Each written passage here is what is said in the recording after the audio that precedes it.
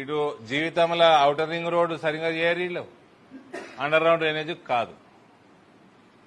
మళ్ళీ ఈయన పొంకనాలు అదేదో వేటు న్యూసా అందులో పోయి కూర్చున్నాడు. కూర్చుంటే కుర్చెత్తే ఉంటాడు ఈయన. అందులో పోయి మాటలు మాత్రం పొంకనాలు ఏం కొడుతున్నాడు.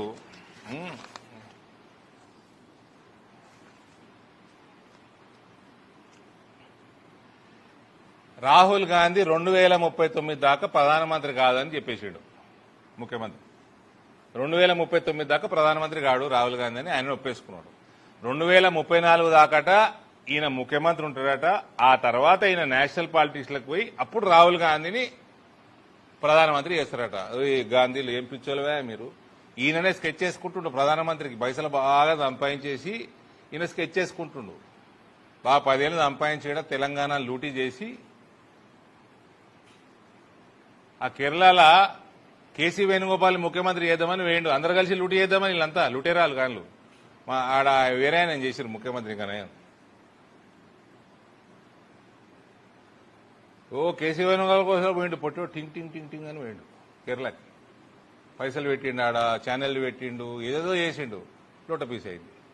ఆడ ఇంకొక ఆయన సతీష్ అని ముఖ్యమంత్రి చేసి అయిందా. ఒకటి 2039 దాకా రాహుల్ గాంధీ అనేటోడు ముఖ్యమంత్రి కాడంటే రేవంత్ 10 సంవత్సరాలు ఇంకా భారతీయ జనతా పార్టీ ప్రభుత్వం ఉంటుంది కేంద్రంలో 2039 దాకా అని ఒప్పుకోవడం జరిగింది. 2039లో కూడా రాహుల్ గాంధీ ప్రధానమంత్రి కావాలంటే రేవంతే హెల్ప్ చేయాలన్నట, లేకపోతే అప్పుడు కూడా కాడట. ఇక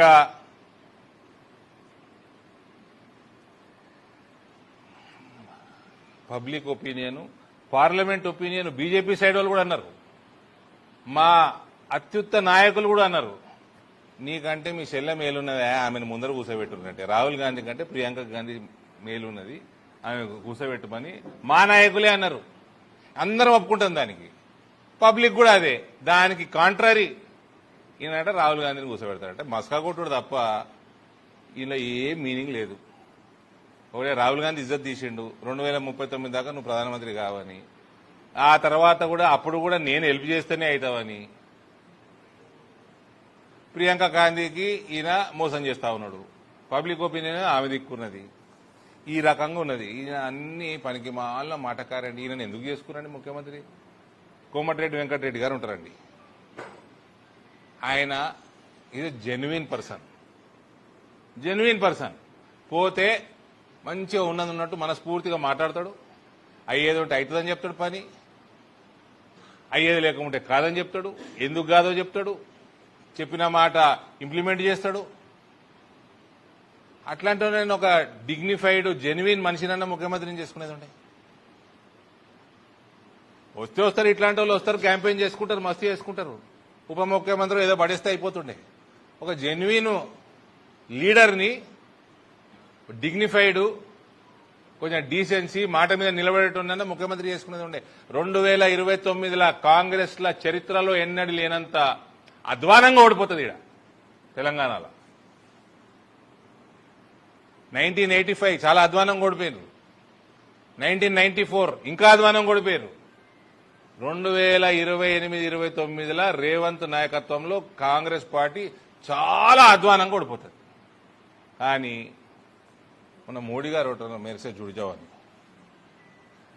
మరి ఏమన్నా ఉందో నాకైతే తెలియదు. చాలా చిన్న కార్యకర్తని బీజేపీలో. ఏమన్నా లింక్ ఉందేమో మరి నాకైతే తెలియదు. అట్లాంటిది ఏమైనా ఉందా? సువేందు అధికారి. అందుకే చెప్పిన కాంగ్రెస్ వాళ్ళకి సలహా, మా నాయన చాలా సేవ చేసి ఈ పార్టీకి. జెన్యున్గా కోమటిరెడ్డి వెంకటరెడ్డి లాంటి వాళ్ళు, శ్రీధర్ బాబు లాంటి వాళ్ళు మాట మీద ఉండి జీవితాంతం కాంగ్రెస్ పార్టీలో ఉండి గసంటోళ్ళని చేసుకున్నా సరే, ఈయనకి ఏదో పడేస్తే అయిపో మంత్రి పదవి. ఎప్పుడు జారుకుంటాడో తెలియదు. ఇక Revanth Reddy claims that he got the 3 bullet train corridors to Telangana అన్నాడా మొన్న? ఆయననే తెచ్చిండని బుల్లెట్ ట్రైన్ కారిడోర్స్ చెప్తే ఈయనండి. ఇది highlight joke. The Modi government brought national policy called the National Rail Plan. The first draft of the National Rail Plan was released in 2020 and the final report was released in 2021. It mentions the government's plans to develop 7 high-speed rail corridors, out of which 3 are connected to Hyderabad. 2020లో start అయింది, 2021 report complete అయింది. ఈయన లోటపి ఏడున్నాడు ఈయన అప్పుడు దుబ్బాకల deposit వీకింది, జిహెచ్ఎంసీలో deposit వీకింది, హుజురాబాద్లో deposit వీకి ఈయననే ఏడున్నాడో గాయబుండే మనిషి ఈయనట rail corridor తెచ్చినట. ఈయనని rail corridor spelling అడగాలి. జర్నలిస్ట్ అని చెప్తున్నా, ఇట్లాంటి మంచి టాపిక్లు వచ్చినప్పుడు రైల్ కారిడోర్ స్పెల్లింగ్ అన్న తెలుసా అని అడగాలి. ఈయనకి ఏం సంబంధం అండి? 2021లో అయిపోయింది ప్రణాళిక. ఇప్పుడు వచ్చినాయి అవన్నీ. Pune to Hyderabad, Hyderabad to Bengaluru, Hyderabad to Chennai. ఇంకోటి రేవంత్ దీంట్లో అంట్లా చదువు సందేహం ఉంటుంది, రీసెర్చ్ ఉంటుంది. అది తమరికి ఎక్కదు. అది మూసి ప్రక్షాళన చేస్తా, మరి కారిడోర్ చేస్తాను, అంత రీహాబ్ అందరికీ ప్లాన్ చేసి నువ్వు కూలగొట్టుడు ఉన్నది కానీ ఒకటి కట్టింది లేదు. ఏడికి షిఫ్ట్ చేస్తావు కూలగొట్టిన ఇల్లు అన్నీ ఉట్టి మాటలు, 4 రూపాయలు వేసుకపోవడు.